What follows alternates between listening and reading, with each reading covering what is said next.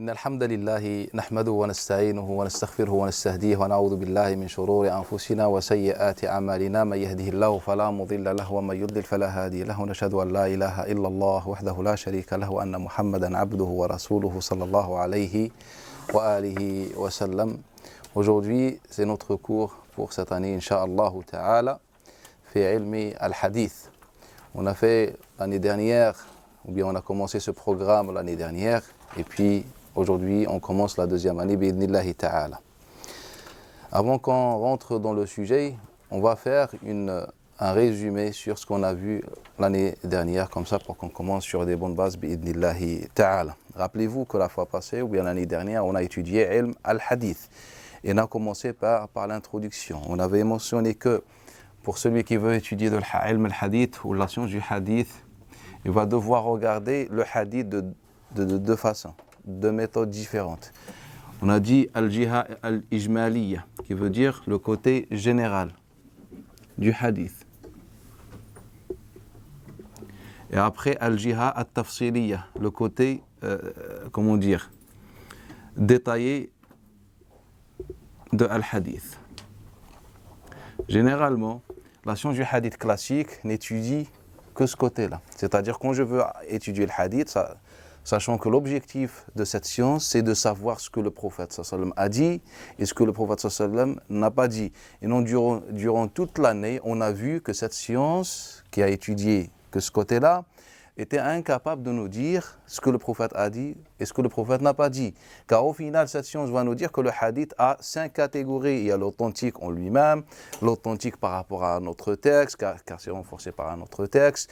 Il y a le faible, il y a le hassan qui est bon en lui-même, et le hassan par rapport à un autre texte, un autre argument extérieur.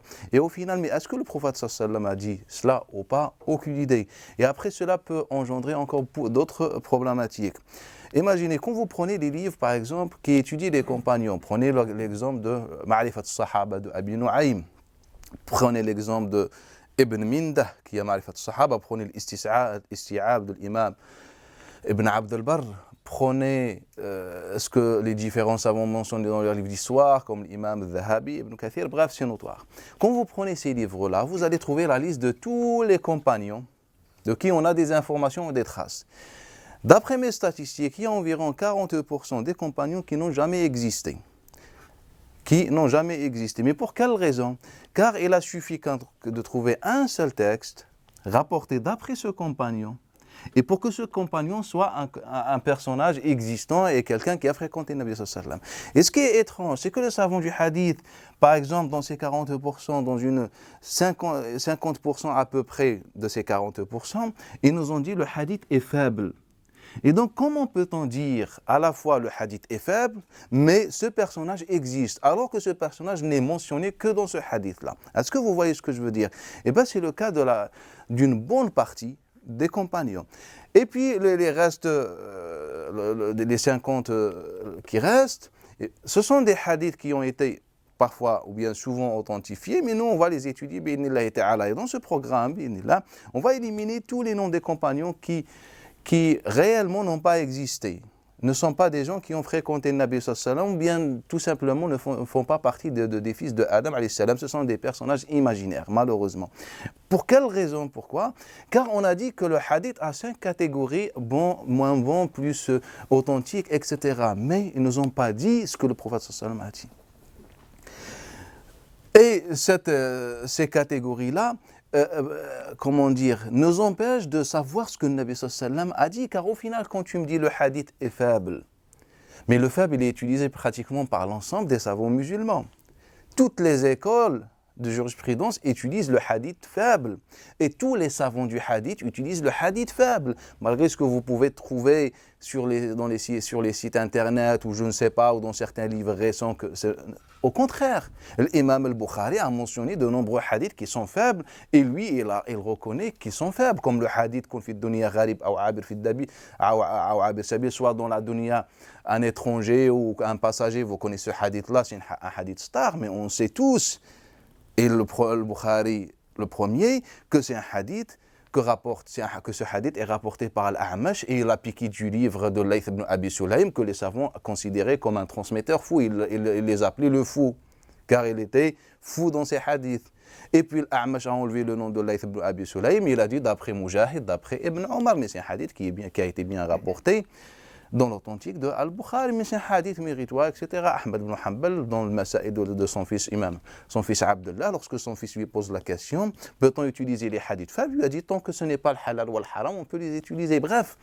Donc au final, quand on dit un hadith faible, ça ne veut pas dire que le prophète ne l'a pas prononcé. C'est-à-dire ça mène à rien de dire un hadith faible.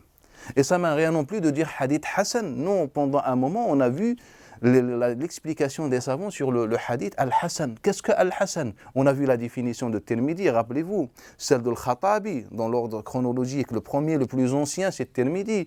On a vu après lui Al-Khattabi, après on a vu après lui Ibn al-Jawzi, on a vu après lui Abu Amr ibn Salah, Al-Dhahabi, Ibn Jama'a.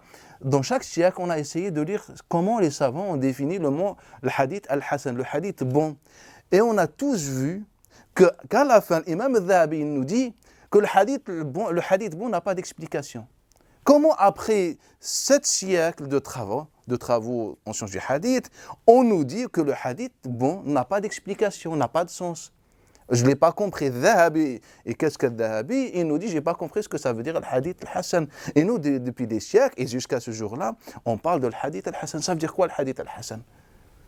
Et c'est pour ça que nous, on a proposé de dire une autre façon. On a dit le hadith soit a été prononcé par un nabi, soit on l'accepte, soit on le rejette. Quand on dit on le rejette, le prophète ne l'a jamais dit. Le transmetteur ne l'a jamais rapporté, ou le compagnon. Et donc, ce qu'on a vu en général. Donc on a commencé par Al-Jiha Al-Ijmaliya. C'est une étude de façon générale, étude des hadiths de manière générale. Et dans cette façon, on a vu quelques principes. On a dit que Al-Jiha Al-Ijmaliya, on regarde, avant d'étudier un hadith, on regarde si il est contradictoire avec le Coran Al-Karim. Est-ce que le hadith est contradictoire avec le Coran Al-Karim? On a parlé de quelques versets. Ce sujet sera étudié vraiment dans sa profondeur et ses détails dans Usul al-Fiqh. C'est pour ça qu'on n'a pas cité beaucoup de versets. On s'est concentré uniquement sur le côté de l'hadith car on était en sciences du hadith. Et dans ça, on a parlé de beaucoup de traces des compagnons. Dans le hadith que rapporte Ibn Abi Mulaika d'après Aïcha radiyallahu anha, rapporté par le Bayhaqi dans Sunan, on lui pose une question. Quel est le statut du mariage de jouissance? Cette question a été abordée par les sunnites et les chiites, le mariage de jouissance temporaire comme vous voulez, a été abordée par tout le monde. Et quand vous prenez leurs livres, vous allez trouver qu'ils se basent à 99% concernant les arguments sur des hadiths. Lorsqu'on pose la question à Aïcha, elle nous dit que al-halal, ce qui est halal dans le Coran, et al-haram, ce qui est haram dans le Coran al-Karim, et après elle nous cite un verset. Prenez cet exemple de Aïcha. Pourquoi Aïcha? Ou bien selon vous, Aïcha ignorait-elle l'existence des hadiths de Nabi sallallahu alayhi wa sallam, ne savait pas qu'il y avait des hadiths? Mais pourquoi Aïcha ignore totalement ces hadiths-là, qui se trouvent au final après elle dans les livres du hadith? Prenez le cas de Abdullah ibn Abbas, lorsqu'on lui pose la question sur le fil, l'éléphant. Est-ce qu'on peut manger l'éléphant, la viande de l'éléphant? C'est une question qu'on a posée à Abdullah ibn Abbas comme rapporte Akrima d'après lui. Et il leur a dit Al-halal ma ahallallah. Le halal, c'est ce que Allah a rendu halal. Wal haram ma harram Allah. Et le haram, c'est ce que Allah Ta'ala a rendu haram. On lui pose la même question sur l'ahm al-siba', la viande des carnivores, les animaux carnivores. Est-ce qu'on peut manger le tigre, le chien, le chat? C'est pas est-ce qu'on doit manger. Tu manges ou tu manges pas, c'est ton problème. Mais si tu veux manger ou certaines personnes veulent manger, est-ce qu'on leur dit c'est haram de manger le tigre par exemple ou un chien? Juridiquement parlant, Abdullah ibn Abbas, il leur a dit bien sûr, vous pouvez en manger. Pour quelle raison? Et il leur cite le verset de Surat Al-An'am. Le Nabi sallallahu alayhi wa sallam nous dit, dans ce qu'on m'a révélé, je ne trouve pas d'interdit, sauf deux points, il nous cite les interdits. Et donc le raisonnement d'Abdullah ibn Abbas, cela n'existe pas dans le Coran al-Karim, n'est pas interdit dans le Coran al-Karim, donc c'est halal. Pourquoi je vous cite ces exemples? Pour vous montrer que la priorité chez les compagnons, c'est le Coran al-Karim. La priorité chez les compagnons, c'est le Coran al-Karim.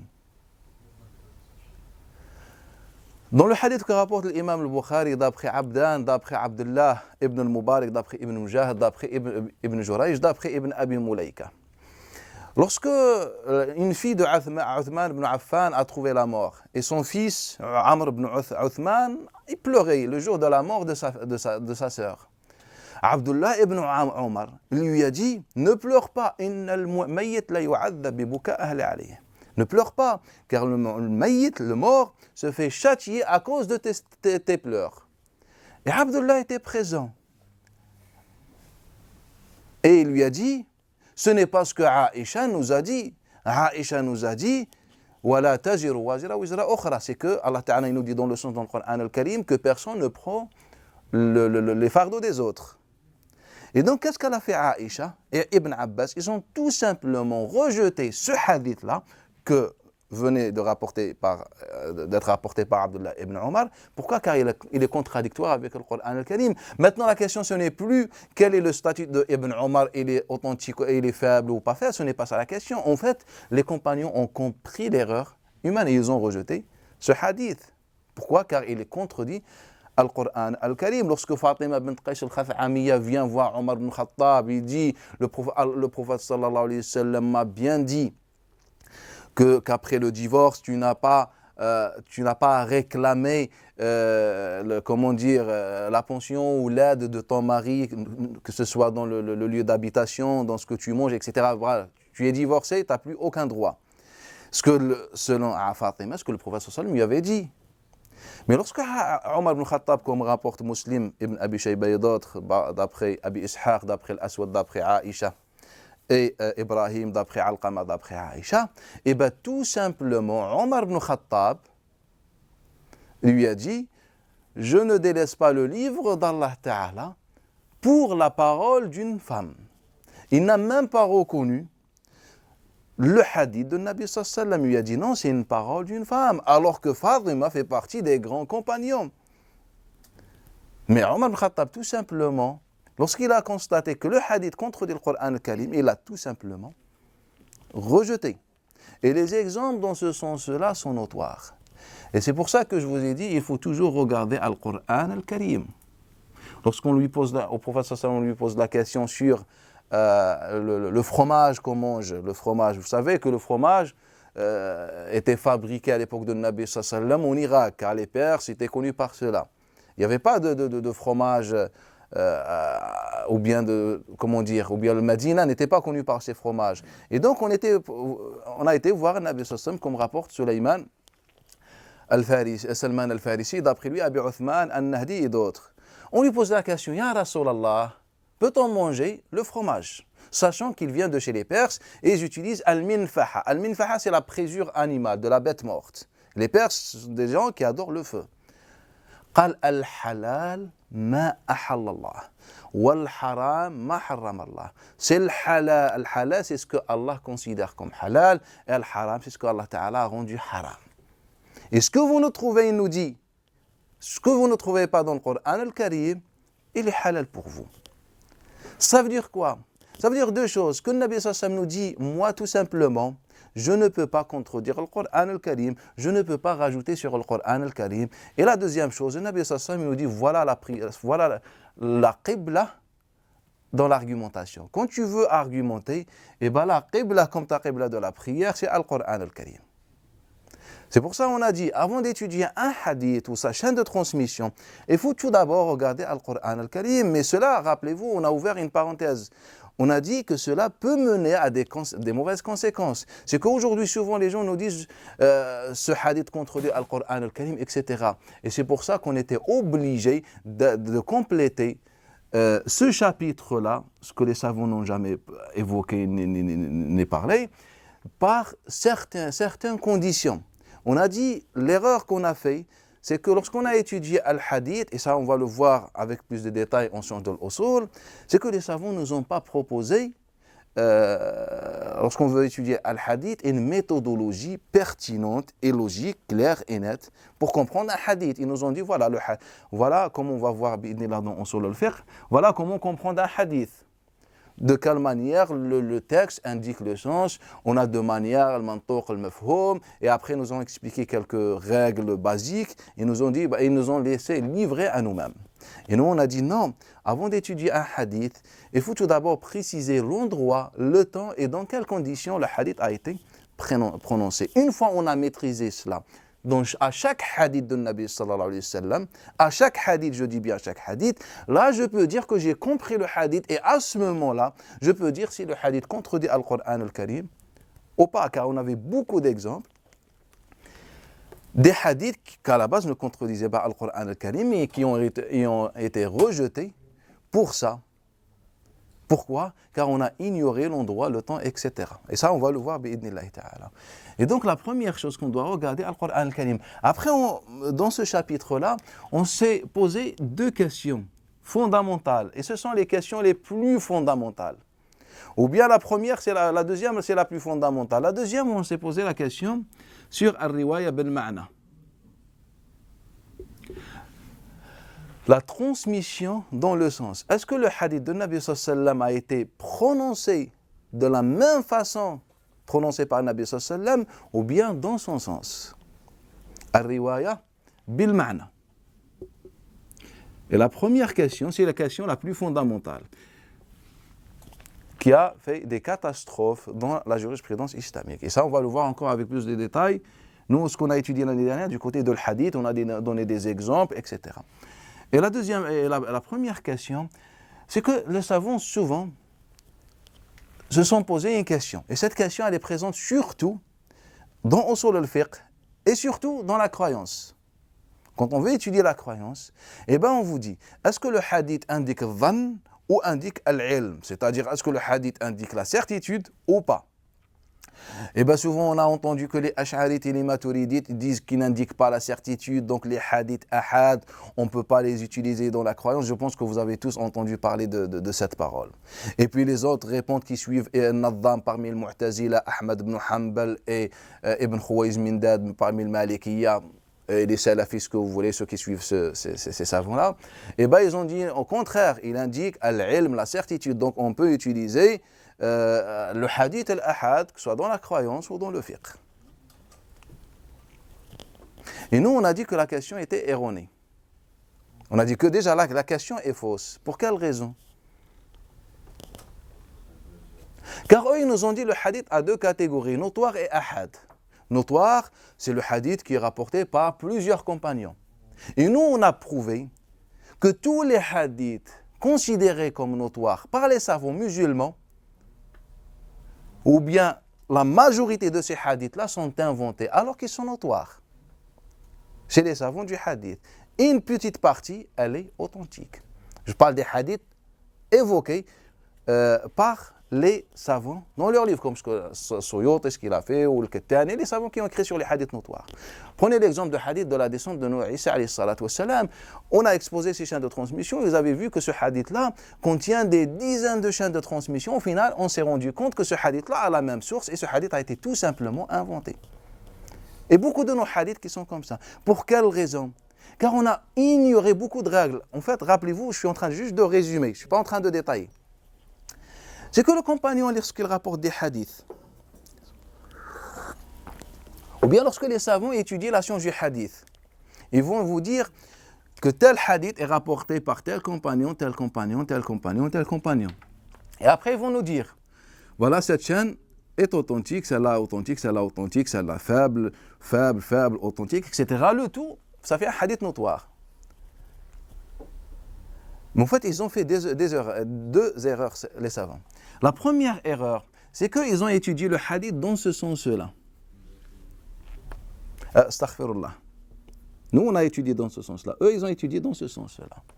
C'est qu'ils disent le hadith de Ibn Omar, le hadith de Abi Hurayra, le hadith de tel compagnon. Ça veut dire quoi? C'est que c'est-à-dire avant déjà qu'ils abordent le hadith, ils l'acceptent d'une façon ou autre, car ils l'appellent le hadith du compagnon. C'est-à-dire, et là c'est le Nabi sallallahu alayhi wa sallam, Ar-Rasoul, il est là. Et les compagnons sont là. Donc quand je dis le hadith de Ibn Omar, derrière lui c'est le Nabi sallallahu alayhi wa sallam. Rappelez-vous ce qu'on a vu, je ne sais pas en quelle matière, lorsqu'on a vu le hadith de mettre la main droite sur la main gauche, le hadith célèbre de l'imam Muslim, de Asim ibn Kulayb, d'après son père, d'après Wa'il ibn Hujr, ou parfois Abdul Jabbar, d'après Wa'il, d'après Alqama, son frère, d'après Wa'il ibn Hujr. Ce hadith, c'est l'un des hadiths les plus célèbres dans le fiqh. Et tous les savants l'appellent le hadith de Wa'il ibn Hujr. Et toutes les écoles l'ont appliqué. Même s'il contredit.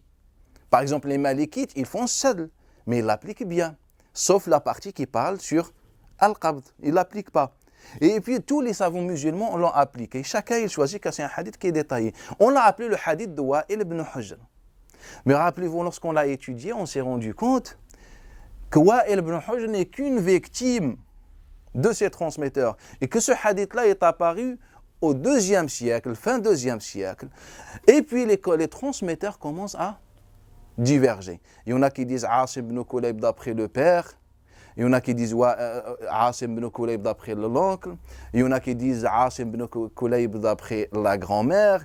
Il y en a qui disent Asim ibn Kulayb d'après Alqama. Il y en a qui disent Alqama d'après Jabir, Abdul Jabbar d'après Alqama d'après Wa'il. Il y en a qui disent Abdul Jabbar d'après le grand-père. Il y en a qui disent Abdul Jabbar directement d'après Wa'il, etc. Et toutes ces divergences étaient au 2e siècle. Et puis on divergeait au nom des compagnons. Maintenant, comment peut-on dire que c'est le hadith de Wa'il ibn Hujr alors qu'au 2e siècle, lorsqu'on étudie le hadith dans ce sens-là, et le prophète il est là, et on l'étudie dans ce sens-là, en fait on est incapable de dépasser le 2e siècle pour qu'on arrive au 1er siècle et à l'époque des compagnons et puis à l'époque de Nabi sallallahu alayhi wa sallam. Est-ce que vous voyez ce que je veux dire? On a insisté sur ce point.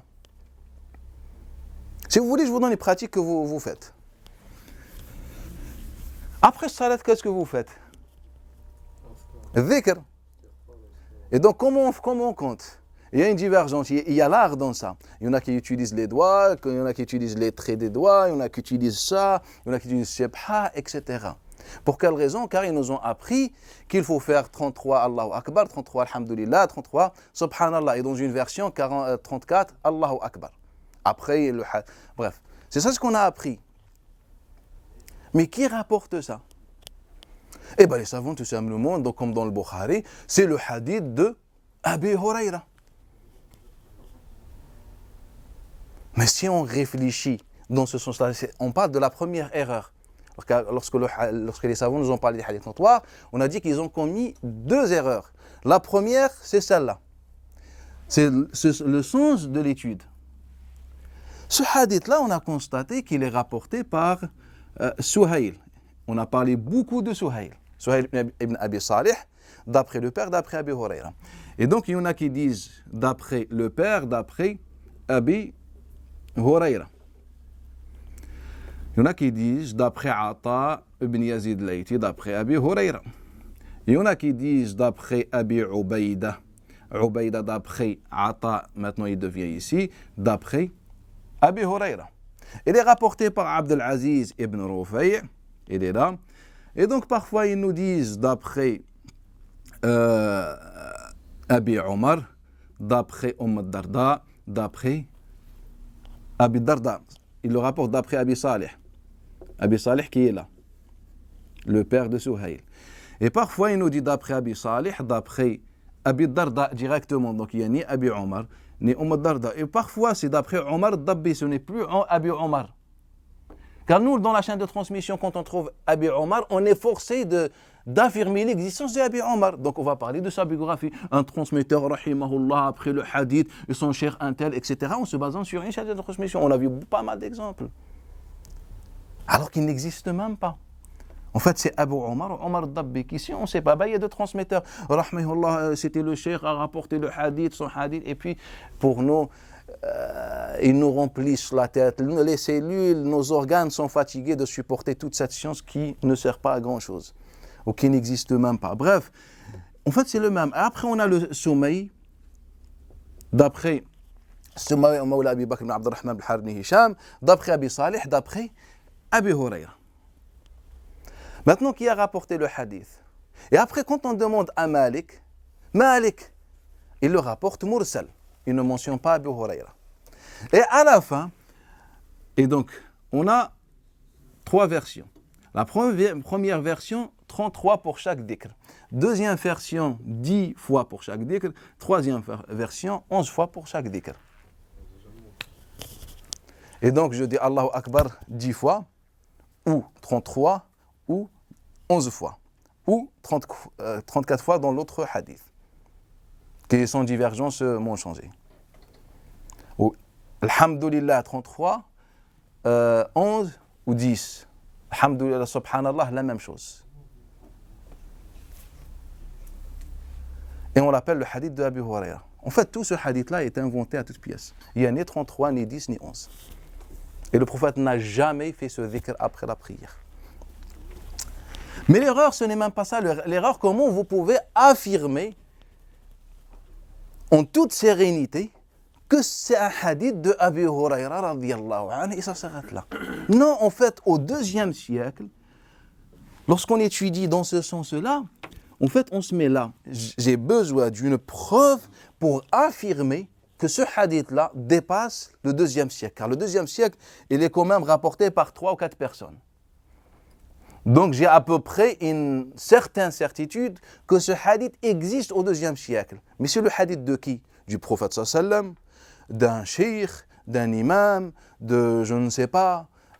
Qui a dit ce hadith-là ou qui a inventé ce hadith-là? Je suis au IIe siècle. Maintenant, j'ai besoin d'une preuve. Et qui rapporte ce hadith? Donc, je veux dépasser le IIe siècle. Et là, je me retrouve avec une liste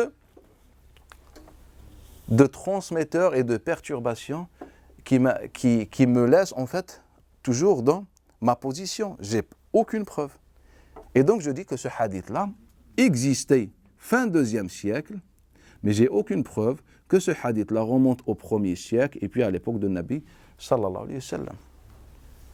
Mais les savants du hadith, la première erreur qu'ils ont commise, c'est qu'ils ont dit, voilà, ce hadith, il est rapporté par Abu Huraira. Et pas d'après Abu Huraira, Abu Salih. Et d'après Abu Salih, il y a 2 transmetteurs qui rapportent. Vous voyez ce que je veux dire? Donc Abu Salih, c'est un transmetteur validé. 2 qui rapportent d'après Abu Salih. Donc le hadith, il est comment? Il est authentique. Alors que si on se met là, et bien le hadith tout simplement n'est pas authentique. Il n'y a aucune preuve. Et donc c'était la première erreur. Donc eux, lorsqu'ils parlent de ce hadith-là, ils disent que c'est un hadith qui est rapporté par plusieurs compagnons. Le premier, Abu Huraira. Le deuxième, Abu Darda. La deuxième erreur, on suppose que le hadith est authentique. Mais ce qu'on a ignoré, c'est que lorsqu'un compagnon rapporte d'après le Nabi sallallahu alayhi wa sallam, ça ne veut pas dire qu'il l'a entendu. Celui qui fait un rapport avec son épouse la nuit de Ramadan, il se lève dans cet état-là. Est-ce que son mariage est valide ou pas? Les savants ont divergé. Quel est le texte? Eh bien, le texte, tout simplement, le Malik d'après, déjà, ce sommeil, le servant d'Abu Bakr ibn Abdurrahman, d'après Abi Salih, d'après Abi Huraira, que le Nabi sallallahu alayhi wa sallam a dit aftara man asbaha junuban faqad aftar. Que celui qui se lève dans cet état, il n'a plus de jeûne. C'est un hadith. Et donc, Abu Bakr ibn Abdurrahman ibn Harith ibn Hisham, qui rapporte ce hadith, il dit j'étais avec Marwan ibn al-Hakam, le gouverneur de Bani Umayya, le 3e gouverneur. Et lorsqu'il a entendu ce hadith-là, il m'a dit, peux-tu aller voir Abu Huraira? Je lui ai dit, il est dans sa terre en train de la cultiver. Il a dit, va le voir et demande-lui la source, sa source. Et donc, il dit, j'étais voir Abu Huraira et je lui dis, car Abu Bakr nous dit, on a appris avec Salama et Aïcha que le Nabi sallallahu alayhi wa sallam le faisait et il jeûnait. Et donc j'étais le voir. Je lui dis, écoute, ya Abu Huraira, Salama, Aïcha rapporte le contraire. Ah, il a dit, innama akhbaranihi mukhbir. En fait, c'est quelqu'un qui me l'a dit. Innama akhbaranihi mukhbir. Et maintenant, il faut transpirer et dégager de la sueur pour trouver cette source. Et donc l'imam Nasai a essayé de faire des recherches, il a dit c'est Oussama ibn Zayd, l'autre il dit c'est le Fadl ibn Abbas, l'autre il dit c'est un autre. Ça veut dire que lorsque le compagnon rapporte le hadith, mais au début si on n'a pas fait l'enquête, on aurait su que Abu Hurayra ne l'a pas entendu. Il a une source. Est-ce qu'il a dévoilé sa source? Non, il a dit Innama akhbaranihi mukhbir. Quelqu'un, un inconnu me l'a dit. Humayd rapporte d'après Anas ibn Malik avoir dit ce n'est pas tout ce que je vous rapporte, je l'ai entendu de Nabi sallallahu alayhi wa sallam. Mais c'est ce que les uns rapportent aux autres, nous on le répète. Il le dit avec sa propre langue, que ce n'est pas tout ce que je rapporte, je l'ai entendu. Abu Ishaq al-Sabi'i, d'après le Barra ibn Azib, et il dit la même chose. Ce n'est pas tout ce que j'ai entendu, ce que je vous ai rapporté de Nabi sallallahu alayhi wa sallam, je l'ai entendu de lui. Mais c'est ce que les uns rapportent aux autres, il nous redit la même chose. Ibn Abbas, il a combien de hadiths dans les livres? Il a des centaines de hadiths, mais on a la certitude qu'il n'a pas entendu plus que 4 hadiths de Nabi sallallahu alayhi wa sallam. Et donc, lorsque tu me dis le hadith est notoire, en fait, il faut prendre en considération ce petit détail. Donc, quand tu commences à me citer les compagnons, en fait, ça ne veut pas dire grand-chose. Ça ne veut pas dire que tous ces compagnons, que chacun l'a entendu. Et il se peut qu'ils ont une seule source. Et puis, après cette source, les compagnons avaient l'habitude de le rapporter comme ça, ou les transmetteurs. Et donc, on est toujours avec notre question. Est-ce que le hadith indique la certitude ou pas? Donc on a dit que la question est fausse. Car les savants nous ont dit que le hadith a 2 catégories, notoire et ahad. L'ahad, c'est le hadith qui n'atteint pas la notoriété, rapporté par 1, 2, 3, 4, 5, 6, plus ou moins de chaînes de transmission. Ils disent le hadith ahad. Et donc c'est sur ce hadith qu'on se base dans cette question. Et donc pour nous, le hadith notoire n'est pas problématique. Mais le hadith notoire, comme on a vu avec juste ces exemples, on a vu avec plus de détails l'année dernière. Bref, le hadith notoire, chez les savants du hadith, souvent il est inventé. C'est même pas faible, c'est même pas juste authentique, il est tout simplement inventé, malgré qu'il est soi-disant notoire. Et donc on revient à notre question. La question qu'on devrait se poser, en fait, c'est de dire, lorsque le hadith, rappelez-vous, nous on n'a pas dit le hadith authentique, bon, faible, etc. On a dit accepté ou rejeté. Lorsque le hadith est accepté, indique la certitude, même s'il est rapporté par une demi-personne. Et si le hadith est rejeté, il est rejeté même s'il est rapporté par des milliards de personnes. En fait, c'est ça la question. Si le prophète sallallahu alayhi wa sallam l'a dit ou pas.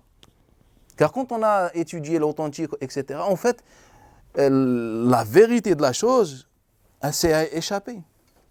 On n'a pas essayé si le prophète l'a dit. En fait, on est resté dans une science technique, dans une relativité authentique, pas authentique, etc. Donc pour nous, tout simplement, le hadith, est-il accepté ou pas? Si c'est oui, on le prend en tous les cas, que ce soit dans la croyance. En fait, on a la certitude que le Nabi sallallahu alayhi wa sallam l'a prononcé. Qu'il soit ahad ou mutawatir, selon la définition des savants.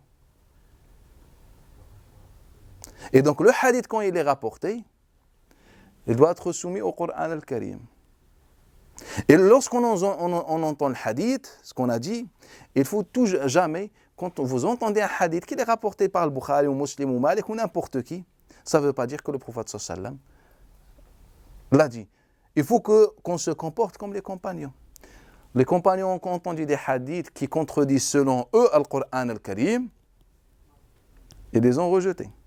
Les compagnons ont entendu des hadiths qui ne contredisent pas le Coran al-Karim et les ont rejetés. Malik rapporte d'après Zuhri, d'après Ibn Kharasha, d'après Qubays ibn Dhu'ayb. Une vieille dame va voir Abu Bakr as-Siddiq pour lui poser la question sur l'héritage. Quelle est la part de l'jadda, de la grand-mère dans l'héritage? Abu Bakr n'avait pas de réponse. Mughira se lève, ibn Shu'bah, et lui dit un sixième de l'héritage.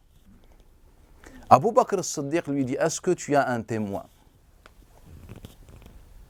Maintenant, si le hadith une fois considéré authentique selon la science du hadith, qu'est-ce que ça veut dire? C'est-à-dire rapporté par un transmetteur fiable et validé. Là, on a un compagnon. Donc le hadith, théoriquement, selon Abu Bakr, est authentique conformément à la science du hadith. Mais Abu Bakr Siddiq ne l'a pas accepté. Il lui a dit, il faut un témoin. Et puis on a cherché témoin, on a trouvé Muhammad ibn Maslama qui a entendu la même chose, et il a témoigné, et c'est là où Abu Bakr Siddiq a accepté. Donc là, on a deux profils. Le premier profil, c'est que pour accepter le hadith, on n'attend pas s'il est notoire ou pas. On attend juste qu'on est sûr que le hadith a été bien prononcé par un Nabi sallallahu alayhi wa sallam. Et le deuxième profil, c'est que tout simplement, lorsqu'on entend un hadith authentifié selon la science du hadith, ça ne veut pas dire grand-chose. Comme a fait Abu Bakr Siddiq, comme a fait Omar ibn Khattab, radiallahu anhu, comme il a fait Uthman ibn Affan, radiallahu anhu, lorsque Abu Musa al-Ash'ari, un jour, était parti voir Omar ibn Khattab, et il a frappé 3 fois sur la porte, et puis il est rentré chez lui. Et Omar ibn Khattab, il est sorti, il ne l'a pas trouvé, donc il l'a convoqué. Pourquoi tu m'appelles et tu t'en vas après? Il lui a dit, voilà, j'ai entendu Nabi sallallahu alayhi wa sallam dire, al-istidhan talat. Quand on va voir quelqu'un, on demande l'autorisation 3 fois. S'il n'y a pas de réponse, on rentre chez nous. Et là, Omar ibn Khattab lui a dit, soit tu ramènes un témoin, soit des coups de fouet. Hadith rapporté par Malik, d'après Rabi'a, d'après ses shuyukh, d'après Abi Musa al-Ash'ari, aussi par Bukhari, d'après Busr ibn Sa'id, d'après Abi Sa'id al-Khudri. Et donc il a dit soit un coup de fouet, soit un témoin avec toi. Est-ce que Omar a accepté le hadith de Abi Moussa? Abu Moussa est un transmetteur fiable. J'utilise le langage de la science du hadith. Il est thiqa. Il rapporte d'après le Nabi. Abu Moussa a entendu un Nabi, de manière générale. Donc selon ce raisonnement qu'on trouve en science du hadith, le hadith est authentique. Et donc on est face à un hadith authentique selon la science du hadith, mais qui est tout simplement rejeté par Omar ibn Khattab, bien qui tout simplement ne convainc pas Omar ibn Khattab et demande un témoin. Pourquoi moi, le musulman qui cherche à suivre le Nabi sallallahu alayhi wa sallam, et donc pour suivre le Nabi sallallahu alayhi wa sallam, je suis les compagnons, pourquoi je ne fais pas comme les compagnons? Je prends mon temps et je regarde. Et Omar ibn Khattab, et s'il faut, je prends même un fouet et je regarde comme Omar ibn Khattab, soit un coup de fouet, soit un témoignage. Heureusement, il a trouvé un témoin, et puis Omar ibn Khattab a accepté. Le hadith qui est rapporté également par Abdullah ibn Amr ibn Umayya d'après son père, d'après son grand-père. Lorsque Umayya Damri a acheté, un jour il a croisé Uthman ibn Affan, il avait acheté un mort. Mort, c'est une cape ou un foulard ou quelque chose comme ça, on appelle ça le mort. Alors Uthman ibn Affan lui pose la question, pourquoi tu l'as acheté? Et dans une version, c'est Omar ibn Khattab. Il dit pour une sadaqa, je veux le donner pour Allah Ta'ala. Et puis un jour plus tard, il le recroise. Il lui dit alors qu'est-ce que tu as fait avec ta sadaqa? Il lui dit je l'ai offert à mon épouse. Ah! Tu dis sadaqa et après tu donnes à ton épouse? Il dit naam, j'ai entendu le Nabi sallallahu alayhi wa sallam dire la meilleure des sadaqat, c'est ce qu'on donne, ce qu'on offre à nos épouses ou à nos familles. Et là, Uthman ou Omar selon la version, Sénar lui dit, le prophète n'a jamais dit ça, et il prend de sa main, et puis il va voir Aïcha, il dit, j'ai bien entendu ce hadith-là de Nabi sallallahu alayhi wa sallam. Et donc on a un compagnon qui rapporte, mais on accepte son hadith jusqu'à trouver le témoignage de Aïcha, radiallahu anha, et les exemples sont notoires. Et donc, cela prouve que le hadith, authentifié selon la science du hadith, ne veut pas dire que c'est un hadith authentique. Et on n'est pas obligé de le prendre comme un hadith de Nabi sallallahu alayhi wa sallam. Car notre langage aujourd'hui, c'est quoi? Ah, tu ne prends pas le hadith?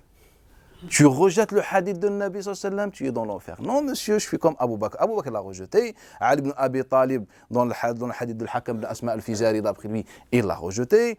Il le rejetait. Omar ibn Khattab, la même chose. On a l'exemple de Uthman ibn Affan. On a Aïcha Sinotois. On a vu beaucoup d'exemples. Et la troisième chose, c'est que tout simplement, on a constaté des erreurs dans la science du hadith. Ou bien dans la transmission des hadiths. Des hadiths qui sont authentiques et authentifiés, ou bien qui sont authentifiés, contiennent des erreurs. Prenez le hadith de Muslim de Abi Tayyah, d'après Imran ibn Hussein, que le Nabi sallallahu alayhi wa sallam dit, j'ai vu le paradis, et comment dire, il dit dans le sens, il n'y avait pas beaucoup de femmes au paradis. Le Nabi a dit ça? Non, il n'a pas dit ça. En fait, le Nabi sallallahu alayhi wa sallam a dit, j'ai vu l'enfer, il y avait plus de femmes que d'hommes dans l'enfer. Et donc, Imran ibn Hussein a déduit que au paradis, il y a moins de femmes. Ça ne veut rien dire. Car on sait tous que les femmes sont plus nombreuses, de manière générale que les hommes. Et donc, il se peut que les femmes sont plus nombreuses au paradis et à l'enfer. Mais lui, il a déduit qu'au paradis, c'est pour les hommes. C'est un hadith qui est dans Muslim. Et même Ibn Hajar al-Asqalani dans le Fath al-Bari a reconnu que c'était ce que Imran ibn Hussein rapporte dans ce qu'il a compris. Il rapporte ce qu'il a compris tout simplement. On a vu le prophète sallam se faisait al-hijama, extraire ce sang, c'est un remède chinois ancien qui s'est transformé malheureusement en remède prophétique. Le prophète, il a appris avec les Arabes qui l'ont ramené de Chine. Et donc si quelqu'un a le mérite, c'est les Chinois et pas le prophète sallam. Car le prophète a appris comme tout le monde, on a déjà abordé cette question. Et il payait ceux qui font le hijama. Et les hadiths sont notoires. On a celui d'Ibn Abbas, d'Ibn Omar, de Aisha radiallahu anha, de Jabir ibn Abdullah, et d'autres, tous témoignent que le Nabi sallallahu alayhi wa sallam payait. Quand il y a le hijama, c'est un travail, tu payes. Tu vas chez le coiffeur, tu payes. Mais quand on ouvre l'authentique, on trouve le hadith de Uqba ibn Amir que le Nabi sallallahu alayhi wa sallam naha nabi an kasbi al-hajjam. Le prophète a interdit la paye de l'hajjam, de celui qui fait le hijama. C'est pas vrai. Pourquoi? Car en fait, c'est ce que Uqba a compris du hadith. Et Rafi' ibn Khudayj nous rapporte le hadith exact de Nabi, ou bien la formule de Nabi. Et il nous dit « Kasbul hajjami khabith ». Kasb, ce que gagne al-hajjam, khabith. Et lui, il a compris le mot khabith, il a compris l'interdiction dans ce mot. Et le prophète a utilisé le mot khabith avec les oignons. C'est haram de manger les oignons. Il nous a dit khabith, c'est-à-dire que ça sent mauvais. Sur là, il nous a dit khabith, Nabi sallallahu alayhi wa sallam. Ça veut dire haram, non, ça veut dire que ça sent mauvais. Et quand on maîtrise bien la sira de Nabi sallallahu alayhi wa sallam, on comprend pourquoi Nabi a dit khabith. Car lorsqu'on lui donne, comme rapporte Ibn Omar, lorsque Salama donne un servant au début de l'islam au prophète sallallahu alayhi wa sallam, ou bien le prophète lui donne un servant à Salama, il lui dit la taj'alu minhu hajjama. Ne fais pas de lui un hajjam. Trouve-lui une bonne profession. Vous voyez ce que je veux dire? Aujourd'hui, nous, quand on se met à la religion, on fait chauffeur de bus pour pouvoir prier à l'heure. Ou bien faire travailler dans une sandwicherie avec les musulmans, on peut faire la prière. Non, monsieur, si tu as compris la shira, Nabi sallallahu alayhi wa sallam, il s'est inquiété de l'avenir, pour l'avenir de cette personne. Il a dit non, fais attention.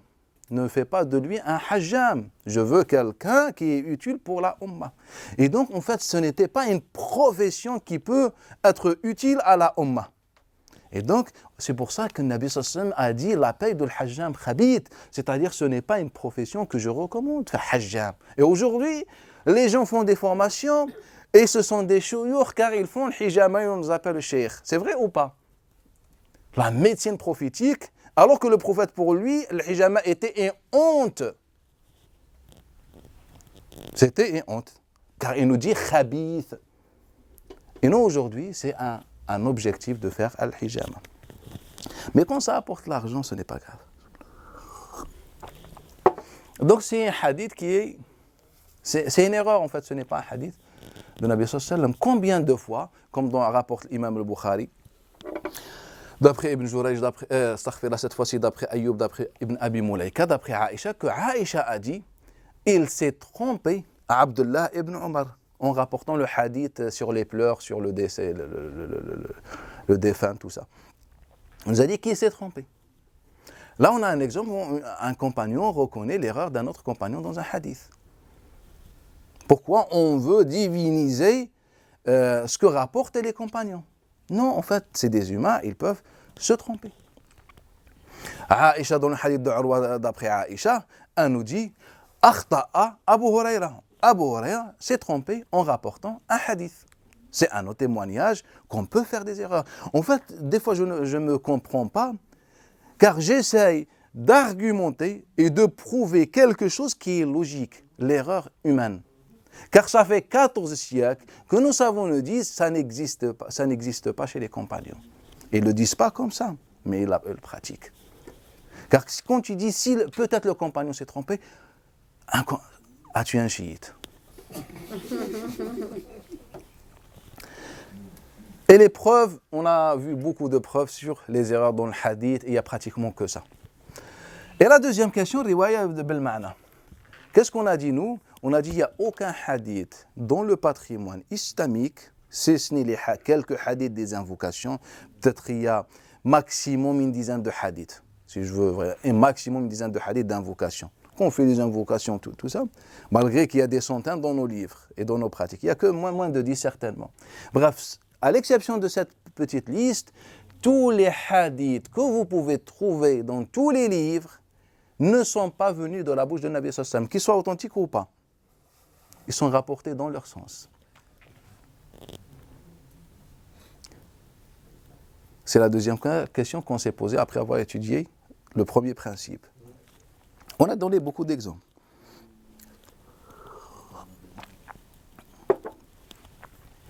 Il y a un hadith qu'on a étudié dans la croyance et qui a causé beaucoup de problèmes. Allah Ta'ala a une jambe ou pas? Allah Ta'ala a un pied ou pas? Allah a des orteils ou pas? Ça s'appelle la croyance islamique. Et moi j'appelle ça la honte islamique, l'ignorance islamique. Inch'Allah, on va étudier Inch'Allah demain la croyance. Vous allez voir qu'il y a deux croyances. La croyance d'Allah et la croyance des hommes. Et on va prouver ça à chaque détail, à chaque point, on va prouver ça. L'intervention humaine dans cette croyance, de ce qu'on pense, nous, croyances. Bref. Et donc, c'est le hadith qui dit que lorsque les gens rentrent au paradis, des gens rentrent à l'enfer, Allah Ta'ala, il vient à l'enfer. Et donc, la première chose, Allah Ta'ala met son qadam. Al-qadam, c'est ce que se met. Al-qadam, précisément, c'est la semelle. C'est l'endroit où on met le pied. Et puis, par conséquent, on a appelé le pied Al-qadam. Et donc, la première chose, c'est Al-qadam. Allah Ta'ala mettra Al-qadam. C'est le hadith de Shu'ba d'après, les hadiths sont dans les authentiques. Shu'ba d'après Qatada d'après Anas. Allah mettra Al-qadam. Et donc, les savants ont divergé.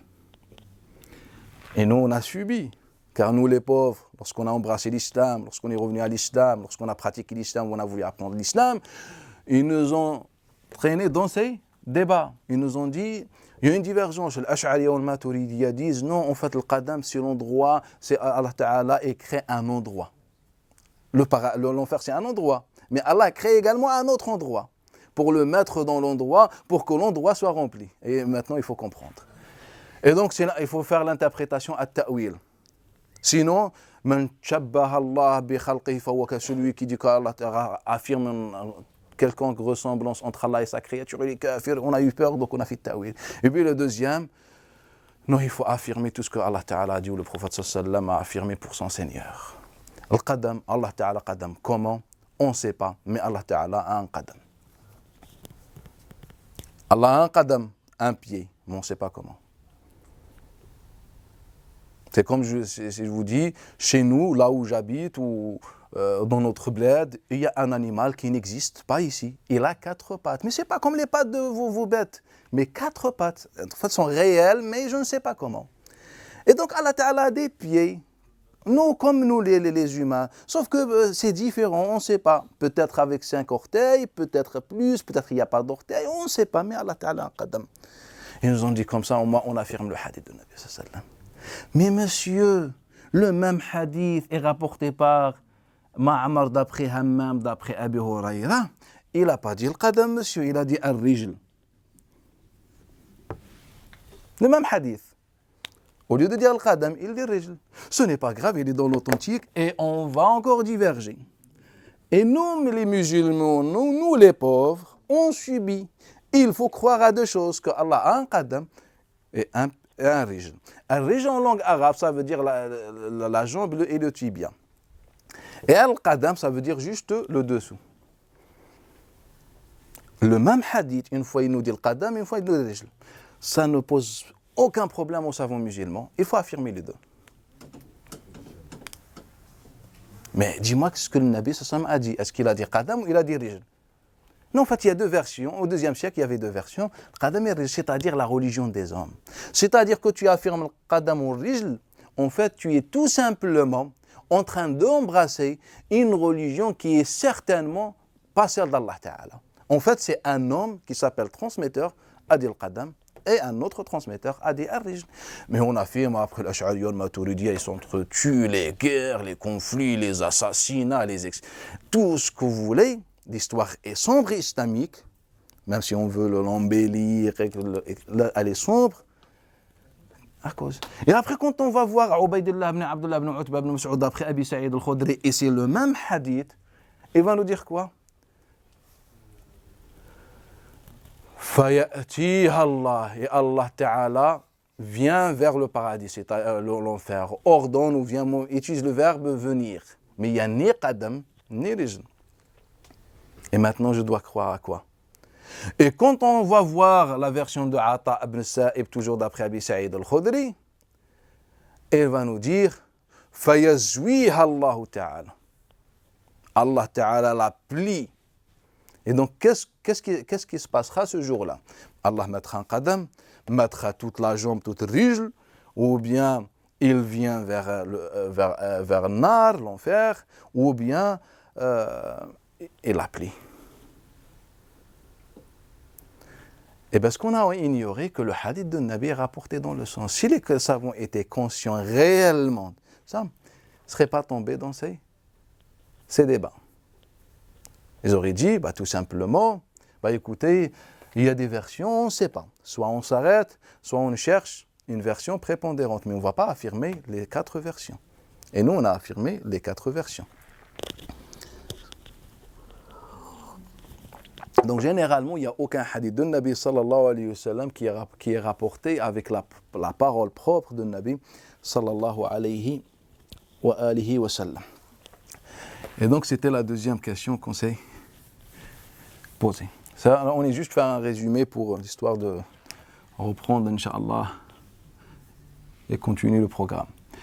Et après, on a étudié as-sunnah, toujours de la façon générale. Avant d'étudier un hadith, il faut qu'on se pose la question, est-il contradictoire avec le Coran al-Karim? Tout en prenant en compte ces 2 petits détails. Le premier, ce que le hadith indique ou représente. Deuxième, c'est le sens. Deuxième chose, est-ce que le hadith est contradictoire avec la sunnah? Mais le hadith, c'est une sunnah. Non. En fait, il y a 2 sunnahs. Il y a une sunnah pratiquée, célèbre, en notoire, et il y a une sunnah rapportée dans des textes, que ce soit un acte ou une parole. Donc il y a une sunnah pratiquée célèbre, il y a une sunnah qui est rapportée dans des textes. Et donc cette sunnah notoire, etc., doit être compatible, ou bien le hadith doit être compatible avec cette sunnah. Ce qu'on a toujours appris avec le Nabi sallallahu alayhi wa sallam. C'est quand tu parles avec les vieux, nos grands-parents, et tu lui dis quelque chose, il te dit, mais ce n'est pas ce que j'ai appris dans la vie de Nabi sallallahu alayhi wa sallam. J'ai appris l'amour avec le Nabi sallallahu alayhi wa sallam. Tu ne viens pas me sortir un hadith qui dit le contraire. En fait, on parle dans ce sens-là. Les compagnons nous ont précédés dans ce principe. Et ce principe n'a pas été appliqué. Les compagnons. Lorsque Fatima bint Qais a rapporté l'histoire du divorce, qu'est-ce qu'Omar ibn Khattab a dit? Je ne délaisse pas le livre d'Allah et la sunna de Nabi pour la parole d'une femme. Il a dit, je ne délaisse pas le livre et la sunna. Mais elle était en train de rapporter une sunna. Ça veut dire quoi? Ça veut dire tout simplement que pour Omar ibn Khattab, un hadith contradictoire avec la sunna de Nabi sallallahu alayhi wa sallam, célèbre, notoire, n'est pas un hadith. Le hadith de Barwa bint Washiq, une femme, comme rapporte Abu Daoud d'après Ibrahim, d'après l'Aswad et Masrouq, les deux d'après Abdullah ibn Mas'ud, quand on lui a posé une question, Abdullah ibn Mas'ud, sur une femme qui s'est mariée avec quelqu'un, mais il n'y avait pas de consommation, et son mari il est mort le lendemain. Et on lui a posé la question donc sur la dot. Donc il est mort avant de préciser la dot. C'est pas comme nous aujourd'hui, quand on se marie, il faut à haute voix prononcer la dot devant les gens. Ah, c'est personnel, c'est personnel.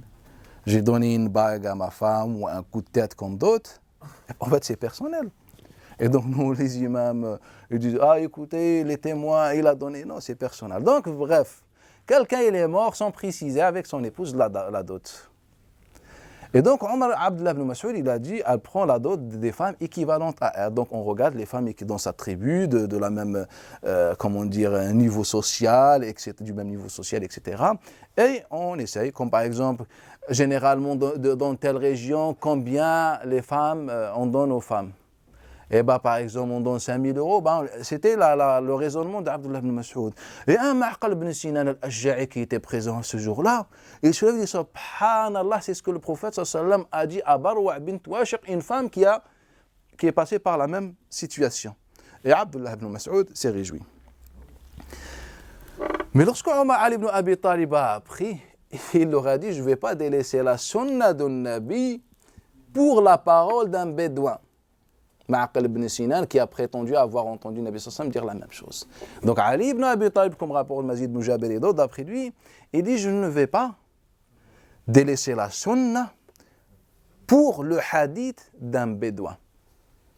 Donc pour lui, il y a la sunna et la sunna. Et il y a la sunna qu'on connaît, et il y a la sunna qui est rapportée dans des textes et qui se trouve dans les recueils. Et donc je lui ai dit, je ne vais pas délaisser cette sunna que j'ai toujours appris avec le Nabi sallallahu alayhi wa sallam pour toi. Donc il a rejeté le hadith. Mais vous voyez que Abdullah ibn Mas'ud l'a accepté. Mais regardez le principe.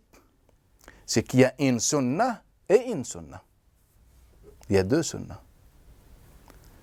Lorsque Abu Huraira rapporte, ou bien il dit, rapporte avoir, ou bien d'après le Nabi sallallahu alayhi wa sallam, la salata liman la witra lah.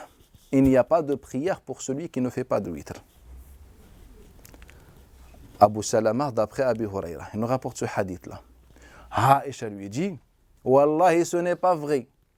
J'ai appris avec le Nabi sallallahu alayhi wa sallam, Allah vous a prescrit 5 prières. Donc qu'est-ce qu'elle a fait Aïcha? Elle a tout simplement rejeté son hadith car il est contradictoire avec le hadith de Nabi sallallahu alayhi wa sallam. Et le fait qu'il y ait 5 prières, c'est une sunna pratiquée, notoire, connue. Il a dit, je ne vais pas délaisser la sunna pour ce que tu racontes, ya Abu Huraira.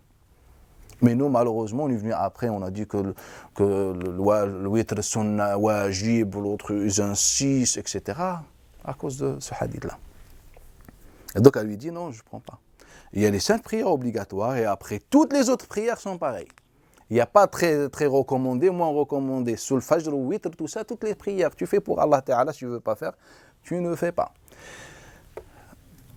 Donc, quand on veut étudier un hadith, il faut le comparer avec la sunna. Il faut le comparer avec la sunna. Comme nous aujourd'hui, on est à Ashura. Et donc on somme. Et ensemble, c'est pas grave. On jeûne le 9e ou le 11e ou je ne sais pas. Est-ce que le prophète sallallahu alayhi wa sallam a jeûné le 9e? Non. Mais vous allez me dire, il y a le hadith de Abdullah ibn Abbas, je dis si je serai vivant l'année prochaine, tout ça. Mais le Nabi sallallahu alayhi wa sallam, il avait encore 10 ans devant lui. Comment il dit si je serai vivant? Car il dit, lorsque le Nabi sallallahu alayhi wa sallam est arrivé, le Nabi est ignorant, le pauvre, il ne connaît rien. Il est parti apprendre auprès des Juifs. Il leur a dit, pourquoi vous jeûnez à Médine? Pourquoi vous jeûnez à Ashura? Ils ont dit, c'est le jour où Allah Ta'ala a sauvé Moussa alayhi salatu salam. Et là, le prophète, il a appris. Donc le prophète, l'élève, et le cheikh, c'est le rabbin. Et donc le cheikh de Nabi sallallahu alayhi wa sallam lui a enseigné qu'en fait, c'est le jour où Allah Ta'ala a sauvé Moussa alayhi salatu salam. Il a dit, nous, c'est inna la ahaq bis-siyam minkum. Donc, c'est à nous de jeûner. Vous voyez le sens? Et donc, et après, il dit quoi? Si je serai vivant l'année prochaine, Inch'Allah, je jeûnerai un jour avant, un jour après. Mais là, on est au début de Médine. Il était vivant après ou pas? Et pourquoi? En fait, c'est une fabrication.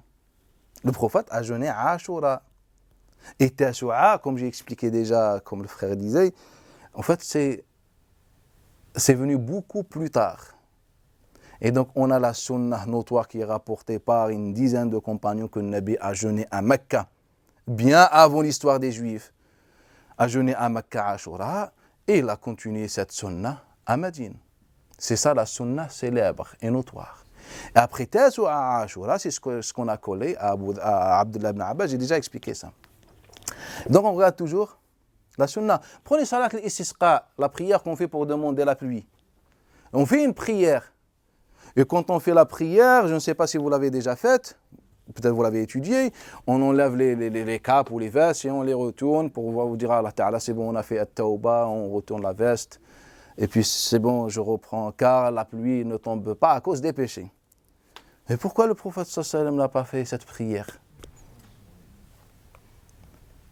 Nous, on a appris le hadith de Comment il s'appelle, Sharik ibn Abdullah ibn Abi Namir d'après Anas ibn Malik, lorsque le bédouin est venu, il a dit Ya Rasulallah, vous connaissez ce hadith dans la sécheresse, le prophète, il a levé les deux mains, il a fait dua. Pourquoi le Nabi sallallahu alayhi wa sallam ne lui dit pas faites la prière, au Nabi l'a fait. Lorsque, comme rapporte Abi Duha d'après Masrour, d'après Ibn Abba, d'après Ibn Mas'ud, lorsque Abu Sufyan était venu de Quraysh, a envoyé Abu Sufyan et il a dit voilà, on est dans la galère, dans la sécheresse, il n'y a plus de pluie, etc. Le prophète a fait, pourquoi il n'a pas dit on fait la prière. Lorsque Omar ibn Khattab, comme rapporte Abi Marwan, Thumama ibn Abdullah ibn Anas ibn Malik, et beaucoup d'autres rapportent que Omar ibn Khattab a fait salat, a fait dua, il n'a pas fait salat. Vous connaissez le hadith avec Ibn Abbas, on faisait tawassul, l'intercès. En fait, c'est un mensonge ce petit rajout, c'est un mensonge qu'on a collé dans le hadith. Bref, ce hadith il est notoire et personne n'a mentionné ça. Mais ce qui est sûr et certain, c'est que Omar a fait de dua, il n'a pas fait de prière. On connaît mieux que Omar.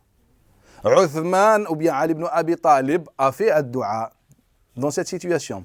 Pourquoi aucun grand compagnon n'a fait cette prière? Et un siècle plus tard, on se retrouve avec le hadith de Zuhri d'après Abbad ibn Tamim, d'après son nom, comme quoi le Nabi sallallahu alayhi wa sallam a fait cette prière. Non, monsieur, en fait, c'est ce que Zuhri a imaginé. Ce n'est pas le hadith de Nabi sallallahu alayhi wa sallam. Donc, il faut comparer. Et c'est pour ça que les Hanafites, par exemple, ils ne reconnaissent pas l'existence de cette prière et c'est logique chez eux. On a donné comme exemple le jeûne du samedi. On a dit que c'est haram car le hadith de Khalid ibn Ma'dan, le policier. Vous connaissez Khalid ibn Ma'dan? En fait, c'est le transmontard qu'on va étudier le plus cette année.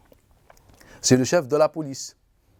C'est un enquêteur, tout ce que vous voulez, de Yazid ibn Muawiyah et après lui, les successeurs de Bani Umayya. Le chef de la police rapporte d'après Abdullah ibn Busr, d'après Busr, ou d'après sa sœur Samma, que le Nabi sallallahu alayhi wa sallam a dit La tasumu as-sabt illa ma fturida alaykum. Ne jeûnez pas le samedi sauf un jeûne obligatoire. Mais on sait que le Nabi sallallahu alayhi wa sallam jeûnait tout le temps. On sait les mérites du jeûne. On sait que les compagnons jeûnaient tout le temps. Et pourquoi on n'a jamais vu un compagnon, un hadith de Nabi sallallahu alayhi wa sallam, qui parle de façon directe ou indirecte de samedi? Bref, il y a beaucoup d'exemples qu'on a vus.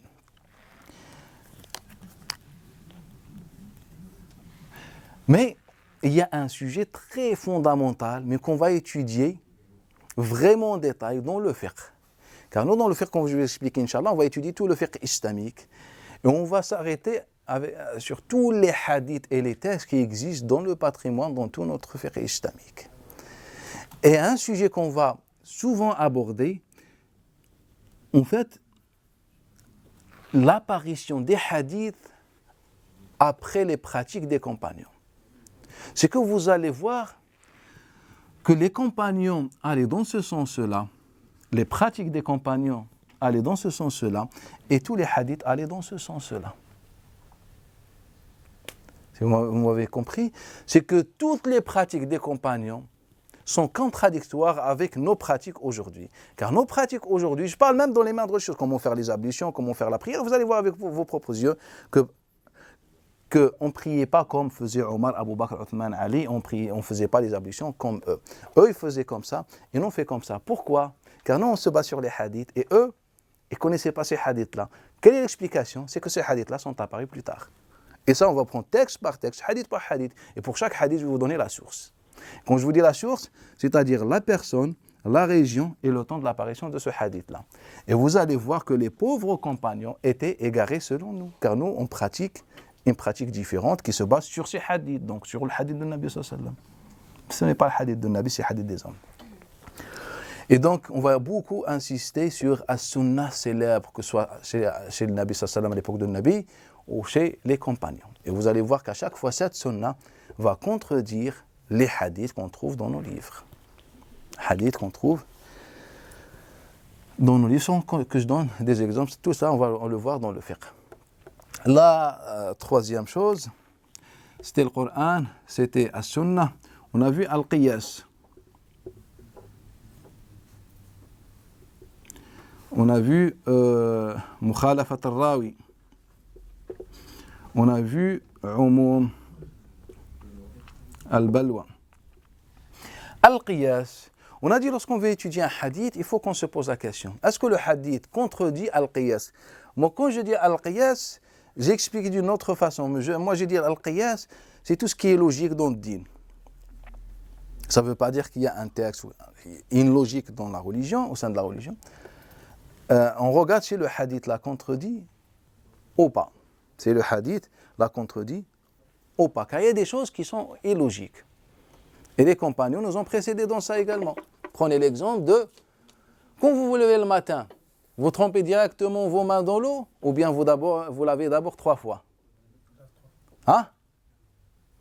On lave d'abord 3 fois, quand vous faites les ablutions.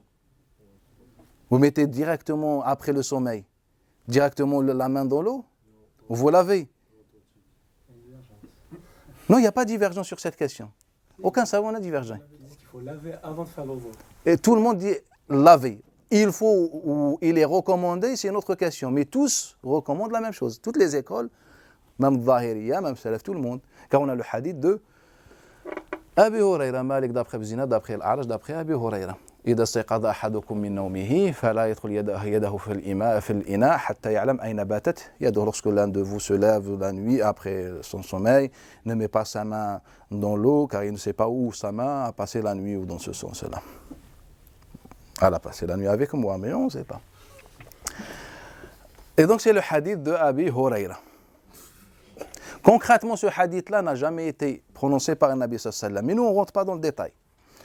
Juste pour faire une comparaison.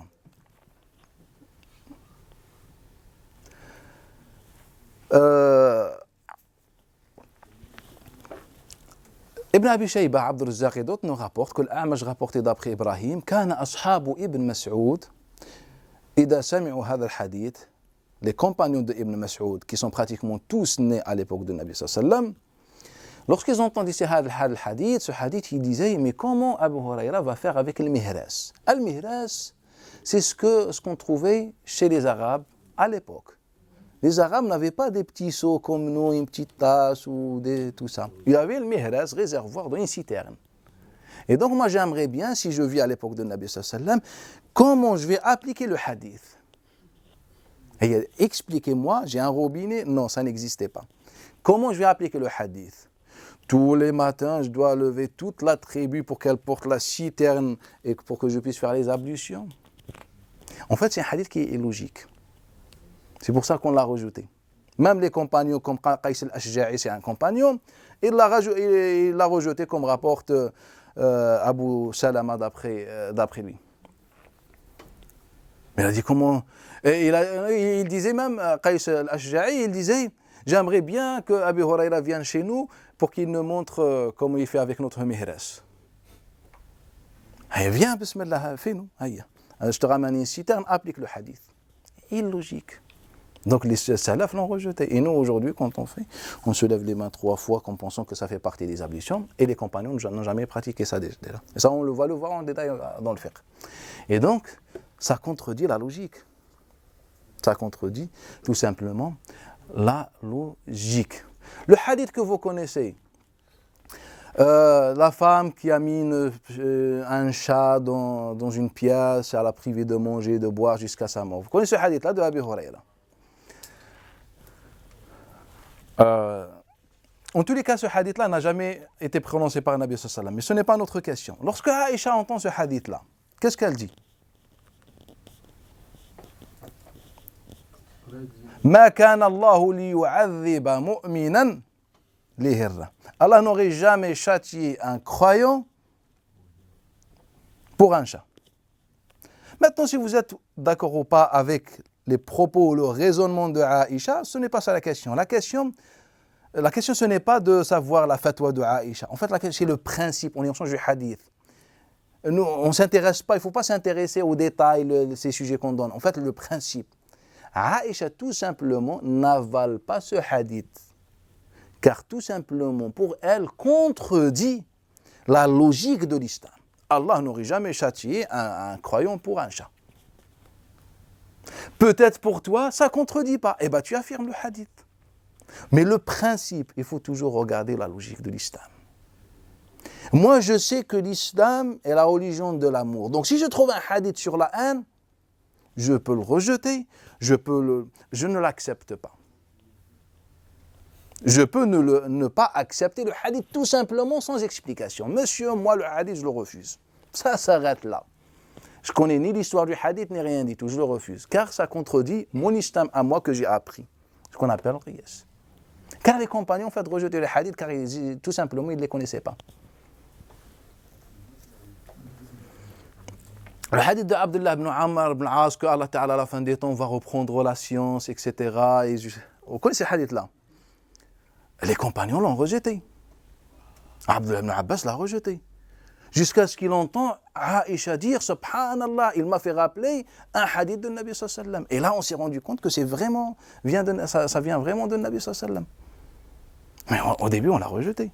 Même s'il a été rapporté par un compagnon d'après Nabi sallallahu alayhi wa sallam, non, je n'accepte pas. Est-ce que Ibn Abbas va dans l'enfer? Est-ce que Abu Bakr, lorsqu'il ne connaissait pas le hadith sur l'héritage, et il est dans l'enfer? Non, Abu Bakr, radiyallahu anhu, il a gagné. Maintenant, c'est nous, est-ce qu'on gagne ou pas? Mais il l'a rejeté sans preuve, tout simplement car il ne le connaissait pas. Omar, Uthman, tous ont fait la même chose. Rappelez-vous, Al-Qur'an est la priorité.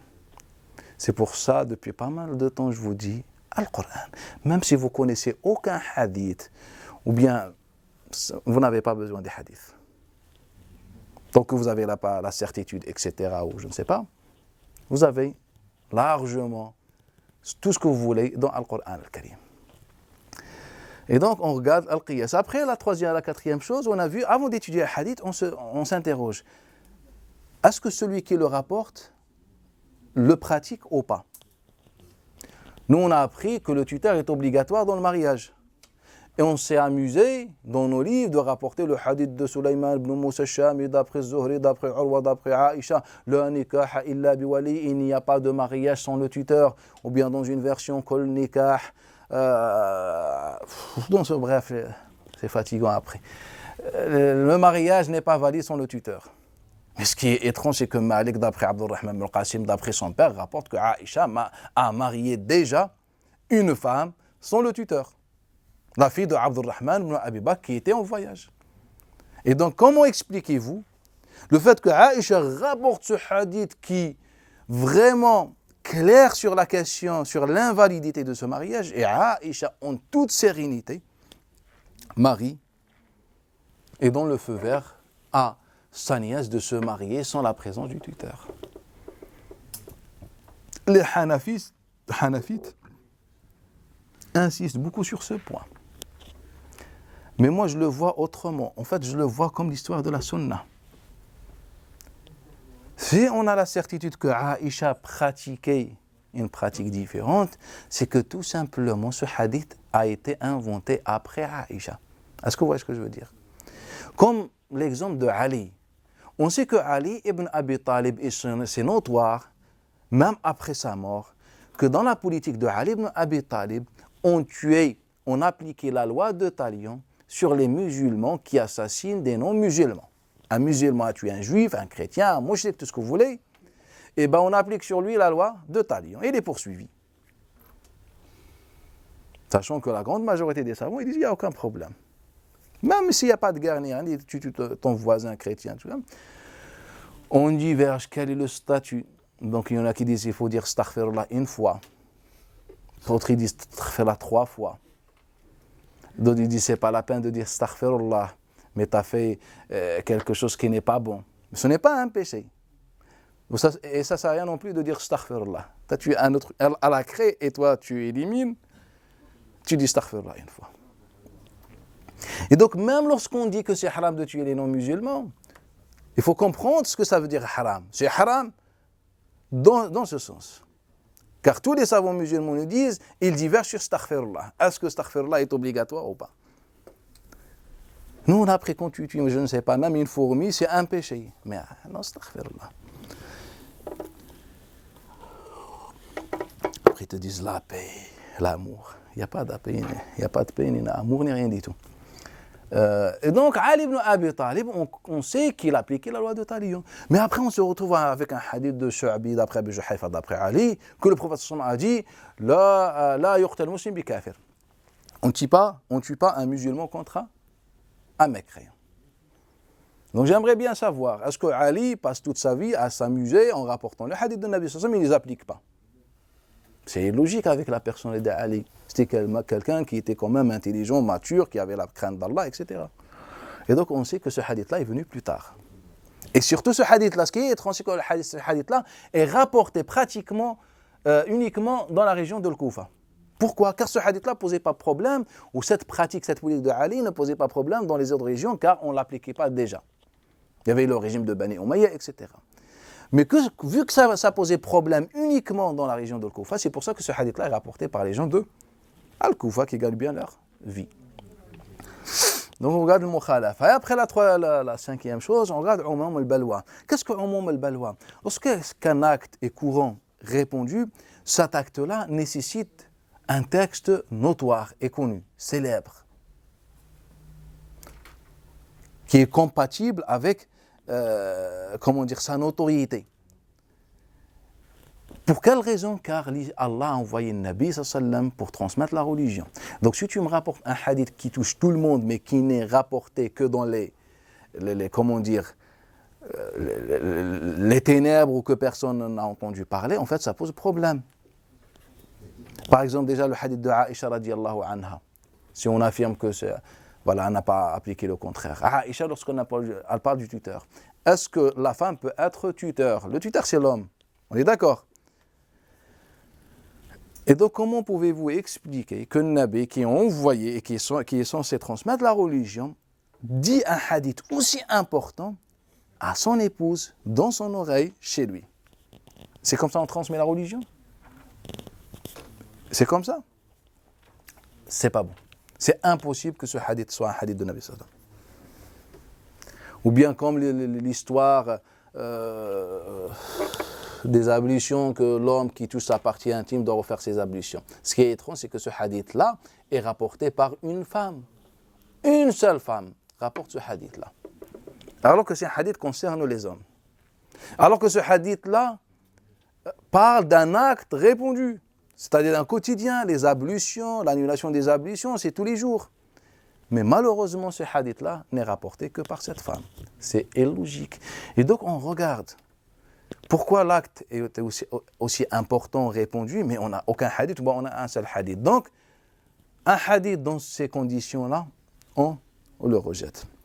Et donc aujourd'hui, on a essayé juste de faire un bref résumé sur ce qu'on a vu l'année dernière. Donc, on a commencé par la manière générale. La prochaine fois, on va faire encore un résumé pour rappeler ce qu'on a étudié dans la deuxième étude de façon détaillée sur la science du hadith. Et puis, Inch'Allah Ta'ala, on reprend, sachant qu'on s'est arrêté l'année dernière dans le hadith mensonger.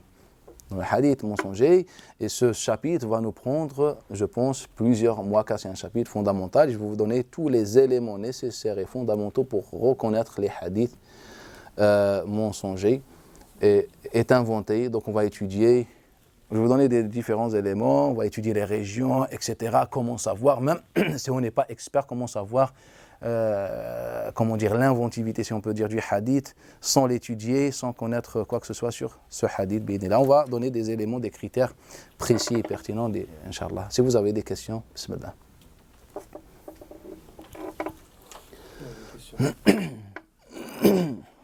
De manière générale, pour reprendre. De manière générale, pour reprendre un peu al-jihad al-tafsiliya, je voudrais reprendre la définition du hadith. Mais en fait, jusqu'à présent, dans mes lectures, je trouve globalement deux définitions. Tout le monde est d'accord pour dire que c'est riwayat al-ithnayn 'inda fi kulli tabaqa. Or, si on trouve d'autres auteurs qui stipulent plutôt riwayat al-ithnayn 'an al-ithnayn. Or, si on applique cette terminologie à la science du hadith, on se retrouve avec une contradiction qui est flagrante. Elle est celle-ci. C'est que si je pars du principe où dans chaque tabaqa du Sanad, on a deux rapporteurs, d'après la première définition, ça contredit la seconde. Pourquoi? Parce que si on part du principe où à chaque fois on a deux rapporteurs qui rapportent de deux rapporteurs, ça fait que dans la deuxième tabaqa, on en a quatre. Je vais donner un exemple très simple, après je vais vous demander votre avis. Si par exemple on a Ikrima qui rapporte de Ibn Abbas et Zayd ibn Aslam qui rapporte de Abu Sa'id al-Khudri, le muhaddis lambda, il va penser que la transmission là, elle est aziza, parce qu'on a deux rapporteurs dans chaque tabaqa. Mais si on reprend la seconde définition, le hadith il est ahad, il n'est pas aziz, parce qu'il aurait fallu qu'on en ait deux de Abu Sa'id et deux d'Ibn Abbas. Et ma question elle est celle-ci, quelle est la définition réelle du hadith aziz? Et si on applique la deuxième définition, est-ce qu'il existe un hadith aziz finalement? Parce que ça voudrait dire que dans la première tabaqa on en a deux, la deuxième on en a quatre, la troisième on en a forcément 8, la quatrième on en a 16, et etc. de manière exponentielle. Vous comprenez? Barakallahu fik. Je peux répondre de deux façons. La première façon, c'est tout simplement, lorsqu'on a étudié, nous, ce qu'on n'a pas vu normalement, c'est censé qu'on parle de ça la semaine prochaine, Inch'Allah, le jihad tafsili, la manière détaillée sur les études des hadiths. Nous, qu'est-ce qu'on a dit l'année dernière? On a dit que toutes ces catégories n'ont aucun sens. On les a abordées, on a vu qu'en fait, ils n'ont pas de sens. Et donc, c'est pour ça que lorsqu'on veut étudier un hadith, car l'objectif, rappelez-vous ce qu'on a dit, de savoir ce que le Nabi a dit, ce que le Nabi n'a pas dit. En fait, c'est ça l'objectif de cette science. Et donc, nous, qu'est-ce qu'on a dit l'année dernière? On a dit tout simplement qu'on va ignorer totalement ces catégories, ces définitions, etc. La deuxième chose, eux, lorsqu'ils parlent du hadith al-aziz, ils disent que le hadith al-aziz, donc ils ont le maghrib al-gharib, al-aziz et al-mashhour. Et après, les définitions, dans les définitions, toujours il y a des divergences. Eux, lorsqu'ils parlent du hadith al-aziz, ils disent que c'est le hadith qui est rapporté par deux transmetteurs au maximum dans une génération. Donc, si on a deux compagnons, un compagnon plus un compagnon qui rapporte le hadith, et après là, on a des centaines de compagnons, des milliers de compagnons, pour eux, il s'appelle aziz, car dans une génération, il est rapporté par deux transmetteurs. Si on a 4 compagnons qui rapportent, mais au final, au deuxième siècle, on va se retrouver avec 2 transmetteurs uniquement qui rapportent d'après ces 4 compagnons, au final, il s'appelle aziz, car dans une génération, il n'y a que 2 transmetteurs. En fait, c'est ça ce qu'il dit sur le hadith al-aziz. Mais ça n'a aucun sens, et on va voir la semaine prochaine, je vais vous donner des exemples que ça n'a aucun sens et ça ne mène pas à grand-chose. Non. Salam, Flafik Kabar. Juste une question sur le qiyas, quand on disait qu'il y a certains hadiths qui peuvent être pas logiques pour nous, mais qu'en fait, comment dire, est-ce qu'il y a une norme dans la logique, ou est-ce que parce que si aujourd'hui j'entends un hadith et que pour moi il n'est pas logique, bah, je le rejette, et tout le monde peut rejeter n'importe quel hadith, même s'il est réellement authentique. Par exemple, aujourd'hui, quelqu'un a une éducation, a eu une manière de vivre, etc., et lui il voit un hadith, et ben, dans sa vision des choses, il n'est pas logique. Comme par rapport à Aïcha. Comme sur le hadith. En fait, moi, ce que je dis dans ce cours-là, en fait, je dis à ceux qui sont face à moi, ceux et celles qui sont face à moi. Donc, ce sont des frères et sœurs qui sont là pour étudier, pour apprendre, pour avancer. Cela, je ne peux pas le dire au public large, quand vous voulez, prenez un hadith, s'il est logique ou pas. En fait, c'est entre nous, car on a un programme à suivre. Et dans ce programme, Inch'Allah Ta'ala, on aura étudié pas mal de critères et des éléments qui permettent de savoir à partir de quel moment, ou bien de savoir en fait les normes de Al-Qiyas, etc. C'est-à-dire qu'il faut un bagage religieux pour dire qu'il n'est pas logique. C'est pas n'importe qui vient qui dit c'est pas logique. Eh bien sûr.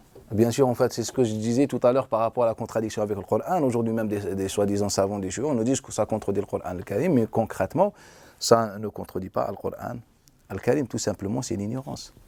Et juste une dernière chose sur le hijama. Il y a, en fait, maintenant, actuellement, c'est reconnu comme étant une médecine alternative. Ça veut dire que c'est reconnu comme étant quelque chose qui fonctionne. Et je voulais comprendre la phrase du prophète, Ma'alul hajjam khabith. Qu'est-ce que khabith, ça veut dire exactement dans le hadith? Qu'est-ce qu'on doit comprendre? En fait, pour comprendre, il faut revenir à la société de Nabi sallallahu alayhi wa sallam. On était dans une société dans laquelle il y avait des professions, il y avait des besoins, il y avait une demande, il y avait etc. Et donc, le hajjam à l'époque, c'était comme, je dis tout le temps, les chauffeurs de bus aujourd'hui. En fait, quand tu n'as rien à faire dans la vie, tu fais hajjam.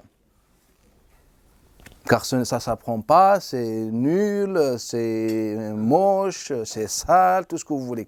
En fait, par rapport à... Et donc, le Nabi sallallahu alayhi wa sallam a dit ce hadith-là dans ce contexte-là. Aujourd'hui, ce hadith-là, je ne peux pas l'appliquer, que ce soit sur le hijama ou sur ça. En fait, je dois comprendre le hadith dans ce sens-là, pour que je puisse dire khabith sur des professions qui sont équivalentes. Aujourd'hui, si tu me dis, travailler dans une sandwicherie, c'est khabith. Et je peux te dire que c'est le Nabi sallallahu alayhi wa sallam, l'a dit, rapporté par les gens de Sunan, sur faire des Grecs, par exemple. Pour quelle raison? En fait, ce n'est pas ce dont la Ummah a besoin. En fait, le prophète a parlé dans ce sens-là. Il n'était pas en train de critiquer le hijama en elle-même, mais en fait, critiquer la nature de cette profession dans cette société. Est-ce qu'on peut dire qu'actuellement la hijama elle a changé parce qu'elle fait partie des médecines alternatives comme l'acupuncture et d'autres médecines et que c'est pas n'importe qui peut faire la hijama aujourd'hui. Il peut y avoir des gens qui la font n'importe comment, mais elle est encadrée. C'est une médecine qui est pratiquée partout dans le monde et qui est encadrée. Après, bien sûr, s'il y a une évolution, etc., bien sûr, l'islam nous appelle à se perfectionner, etc. Je ne vais pas prendre, moi, des hadiths que je sais qui sont inventés, je me base sur ces hadiths-là pour faire le hijama, alors que je sais que la science a beaucoup évolué, a peut-être corrigé, a fait évoluer cette science, tout simplement. Déjà, les hadiths, ils interdisent de faire le mercredi, ou recommandent, ou le tel jour du mois, etc. Ça n'a aucun sens. Et après, bien sûr, les savants musulmans vont faire un lien avec la lune, le je ne sais pas quoi. Et ça... Non.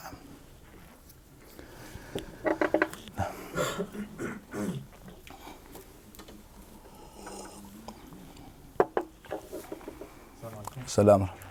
Moi, je reviens un peu sur ce que vous avez dit au début du cours.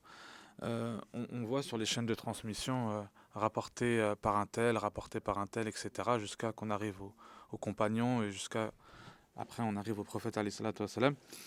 À un moment donné, vous avez dit que souvent les compagnons disaient que nous pratiquions au temps du prophète alayhi salatu wassalam telle action, etc. Et pourquoi on ne disait pas que tel compagnon a entendu de tel compagnon qui lui a entendu du prophète alayhi salatu wassalam? Parce qu'à un moment donné, vous disiez tout à l'heure que y a des compagnons qui n'ont pas entendu la chose du prophète alayhi salatu wassalam. Mais pourquoi on ne le précise pas? Pourtant, on le précise bien dans la chaîne de transmission. Un tel a entendu d'un tel, qui a rapporté d'un tel, qui a rapporté... Mais on ne dit pas Abu Bakr Siddiq a entendu de Omar ibn Khattab, qui était présent avec le prophète alayhi salatu wassalam et qui a... Aujourd'hui, quand tu assistes à un cours ou une conférence, est-ce que tu entends la chaîne de transmission? Ou déjà, tu entends la source, ou tu entends le nom du compagnon? Rare, voire jamais. En fait, on faisait la même chose. Lorsque les compagnons rapportaient les hadiths, ils n'étaient pas en train d'enseigner la science du hadith. Les compagnons, tout simplement, en train de faire un cours, ou un rappel, ou un jumu'a, ou quelqu'un a entendu le hadith, il l'a transmis. Donc moi, par exemple, je parle de moi, ça m'arrive parfois que je ne donne même pas le nom du compagnon. Ou bien que, voilà... car je ne suis pas dans une situation où je dois dévoiler le nom du compagnon, car ça ne sert pas à grand-chose, je suis dans un autre sens. En fait, les compagnons parlaient dans ce sens-là. Et même à l'époque des compagnons, c'était aussi courant. C'est pour ça que les savants de l'islam, avant l'existence de Shafi'i, avant le Shafi'i, tous autorisaient ou bien acceptaient le hadith al-mursal, c'est-à-dire le hadith qui ne mentionne pas le début de la chaîne de transmission, c'est-à-dire la source qui a entendu le Nabi sallallahu alayhi wa sallam, que ce soit un sahabi ou un tabi'i. Et donc tous l'acceptaient. Pourquoi? Car c'était courant. On rapportait le hadith pas dans un cours fermé d'apprentissage, on rapportait comme ça. C'est pour ça que les compagnons, même les premiers tabi'in, souvent ne donnaient pas leur source. Mais plus tard, fin 2e siècle, c'est là où les savants se sont rendus compte, enfin, qu'il y avait des hadiths inventés ou des gens faibles ou bizarres, etc. pour le hadith. Et là, ils ont dit, dévoilez-nous vos sources. Mais même lorsqu'ils se sont rendus compte, en fait, ils se sont rendus compte sur ce petit détail. Mais les hadiths qui sont inventés, ils étaient beaucoup plus compliqués que de dire le tel transmetteur est un menteur, donc le hadith est mensonger. Non. Et donc, à la fin du XIe siècle, ils se sont rendus compte de l'importance de la source, et là, ils ont commencé de l'imposer. C'est pour ça, quand vous prenez le 1er siècle, vous trouvez rarement que le transmetteur dit « tel m'a rapporté » ou bien « m'a dit »,« j'ai entendu ». Vous trouvez souvent « d'après ». Et quand vous prenez les hadiths au 2e siècle, pratiquement vous ne trouvez jamais, ou très rarement, le mot « d'après », le mot « an ». Vous ne le trouvez pas. Car au 2e siècle, on était vraiment dans l'exigence, etc. On demandait les détails, etc. Et donc les compagnons et les tabi'in, lorsqu'ils ont fait ça, c'était pas avec une mauvaise intention, ni rien du tout, car ils n'étaient pas dans un contexte d'apprentissage, d'enseignement, c'était dans des rappels, dans des paroles, dans des échanges privés, etc. Ils disaient ces hadiths-là.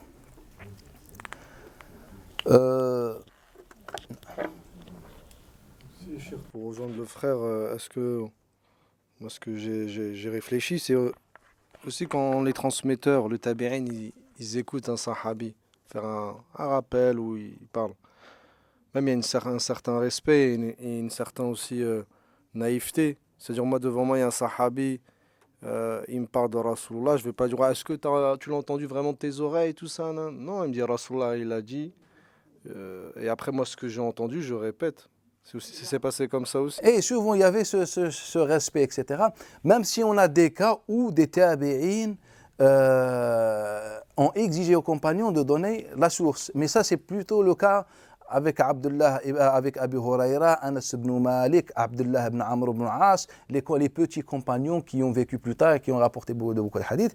On a vu que beaucoup de leurs proches leur imposaient la source. Ils demandaient la source. Oui, c'est comme nous, comme on a grandi, quand on entend un imam parler. On fait. On va pas lui dire oui, mais donne-moi la chaîne, t'en es sûr, c'est rapporté. Non, et il a dit Rasulullah, il a dit tout ça, il nous dit. Et bien c'était comme ça au début. Ah. On s'arrête, Inch'Allah, ici, et puis on reprend dans quelques secondes. Bi'idnillahi ta'ala.